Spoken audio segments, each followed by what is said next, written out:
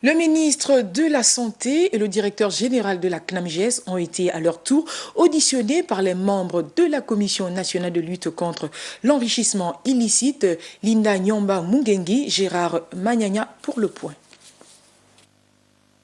C'est le 6e ministre à être entendu par les membres de la Commission nationale de lutte contre l'enrichissement illicite depuis le début, le 4 juin dernier, des auditions des responsables des ministères, administrations et autres entités ou structures associées à la gestion du fonds Covid-19.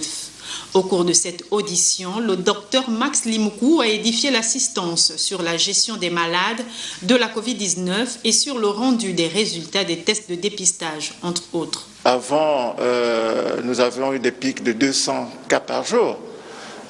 Aujourd'hui, nous sommes à une centaine de cas, donc un peu moins.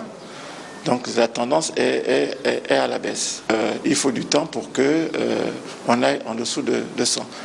Et je profite d'ailleurs de l'occasion pour demander à nos populations de respecter les gestes barrières parce que c'est le plus important.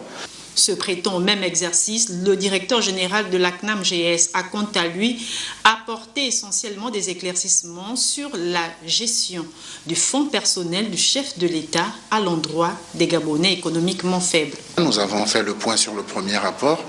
Il y a 340 millions qui ont été distribués aux Gabonais économiquement faibles dans le cadre de leurs soins de santé, aussi bien à Libreville qu'à l'intérieur du pays. La mesure est prévue pour 6 mois. Elle a débuté le 27 avril et elle s'achèvera le 27 septembre. Est attendu très prochainement ici pour audition par les membres de la commission, le comité de pilotage du plan de veille et de la riposte contre la pandémie au Gabon.